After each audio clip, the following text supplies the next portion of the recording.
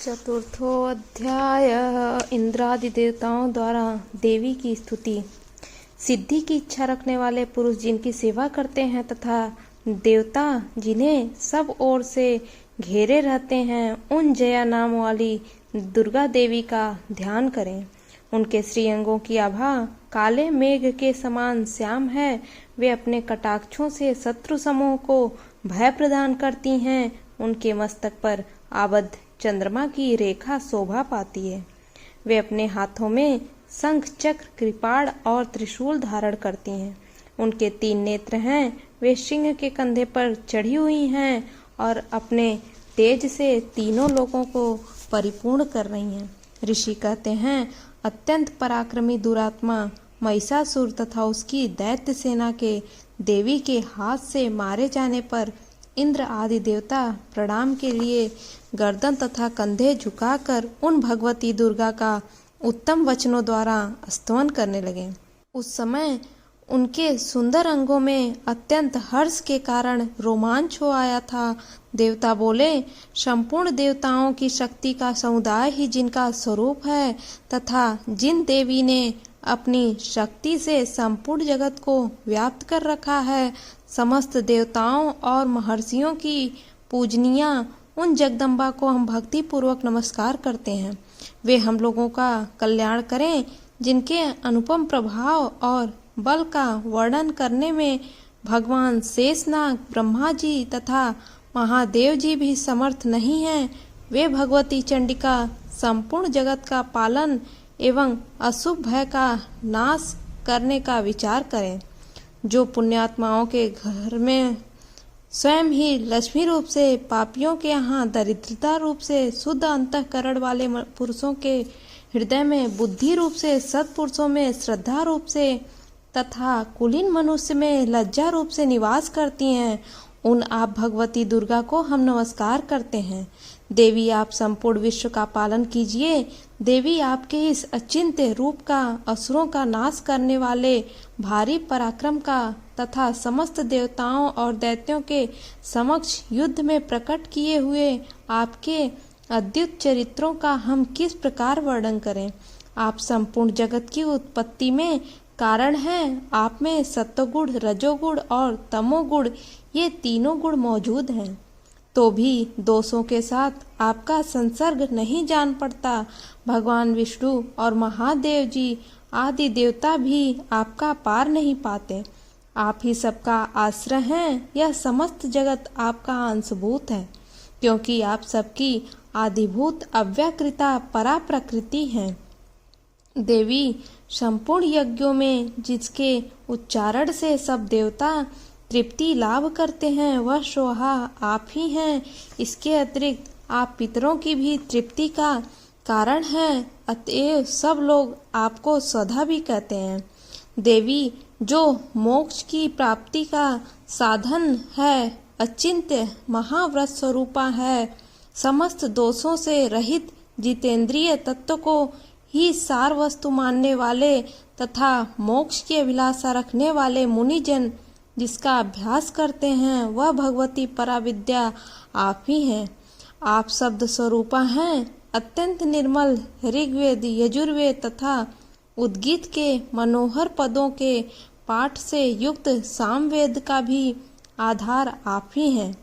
आप देवी त्रयी, तीनों वेद और भगवती 6 ऐश्वर्यों से युक्त हैं। इस विश्व की उत्पत्ति एवं पालन के लिए आप ही वार्ता, खेती एवं आजीविका के रूप में प्रकट हुई हैं। आप संपूर्ण जगत की घोर पीड़ा का नाश करने वाली हैं। देवी, जिससे समस्त शास्त्रों के सार का ज्ञान होता है, वह मेधा शक्ति आप ही हैं। दुर्गम भव सागर से पार उतारने वाली नौका रूप दुर्गा देवी भी आप ही हैं। आपकी कहीं भी आसक्ति नहीं है। कैटभ के शत्रु भगवान विष्णु के वक्षस्थल में एकमात्र निवास करने वाली भगवती लक्ष्मी तथा भगवान चंद्रशेखर द्वारा सम्मानित गौरी देवी भी आप ही हैं।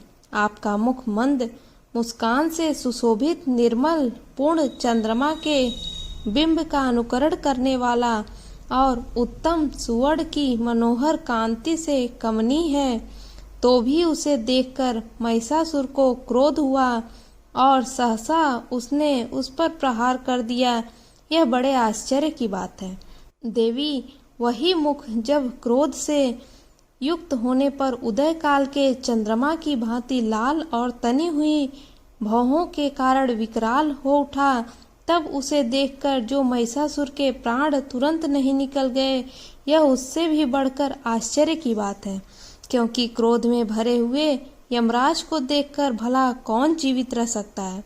देवी आप प्रसन्न हो, परमात्मा स्वरूपा आपके प्रसन्न होने पर जगत का अभ्युदय होता है और क्रोध में भर जाने पर आप तत्काल ही कितने कुलों का सर्वनाश कर डालती हैं। यह बात अभी अनुभव में आई है, क्योंकि महिषासुर की यह विशाल सेना क्षण भर में आपके कोप से नष्ट हो गई है। सदा अभ्युदय प्रदान करने वाली आप जिन पर प्रसन्न रहती हैं, वे ही देश में सम्मानित हैं। उन्हीं को धन और यश की प्राप्ति होती है। उन्हीं का धर्म कभी शिथिल नहीं होता तथा वे ही अपने हृष्ट पुष्ट स्त्री पुत्र और भृत्यों के साथ धन्य माने जाते हैं। देवी आपकी ही कृपा से पुण्यात्मा पुरुष प्रतिदिन अत्यंत श्रद्धा पूर्वक सदा सब प्रकार के धर्मानुकूल कर्म करता है और उसके प्रभाव से स्वर्गलोक में जाता है। इसलिए आप तीनों लोकों में निश्चय ही मनोवांछित फल देने वाली हैं। माँ दुर्गे आप स्मरण करने पर सब प्राणियों का भय हर लेती हैं और स्वस्थ पुरुषों द्वारा चिंतन करने पर उन्हें परम कल्याणमयी बुद्धि प्रदान करती हैं। दुख दरिद्रता और भय हरने वाली देवी आपके सिवा दूसरी कौन है, जिसका चित्त सबका उपकार करने के लिए सदा ही दयाद्र रहता हो।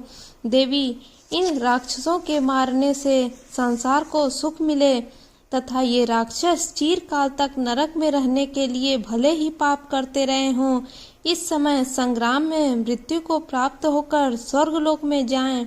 निश्चय ही यही सोचकर आप शत्रुओं का वध करती हैं। आप शत्रुओं पर शस्त्रों का प्रहार क्यों करती हैं? समस्त असुरों को दृष्टिपात मात्र से ही भस्म क्यों नहीं कर देती? इसमें एक रहस्य है। असुरों को दृष्टिपात मात्र से भस्म क्यों नहीं कर देती? इसमें एक रहस्य है। ये शत्रु भी हमारे शस्त्रों से पवित्र होकर उत्तम लोकों में जाएं।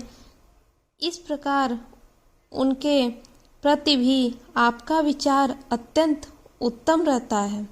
खड्ग के तेज पुंज की भयंकर दीप्ति से तथा आपके त्रिशूल के अग्रभाग की घनीभूत प्रभा से चौंधिया कर जो असुरों की आंखें फूट नहीं गईं, उसमें कारण यही था कि वे मनोहर रश्मियों से युक्त चंद्रमा के समान आनंद प्रदान करने वाले आपके सुंदर मुख का दर्शन करते थे।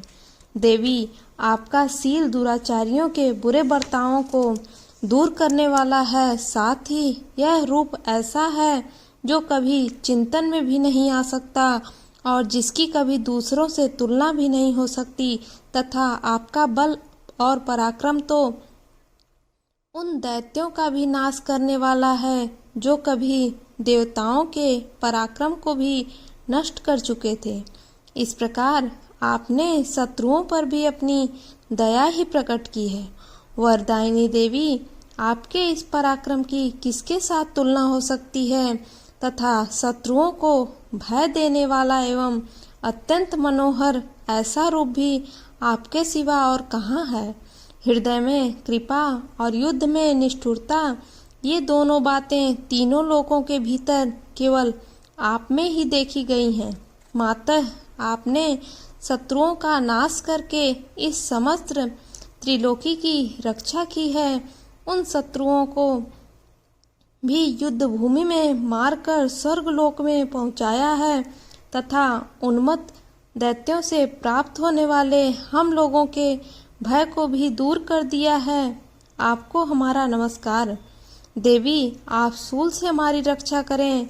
अंबिके, आप खड्ग से भी हमारी रक्षा करें तथा घंटा की ध्वनि और धनुष की टंकार से भी हम लोगों की रक्षा करें। चंडिके, पूर्व, पश्चिम और दक्षिण दिशा में आप हमारी रक्षा करें तथा ईश्वरी अपने त्रिशूल को घुमाकर आप उत्तर दिशा में भी हमारी रक्षा करें। तीनों लोकों में आपके जो परम सुंदर एवं अत्यंत भयंकर रूप विचरते रहते हैं, उनके द्वारा भी आप हमारी तथा इस भूलोक की रक्षा करें।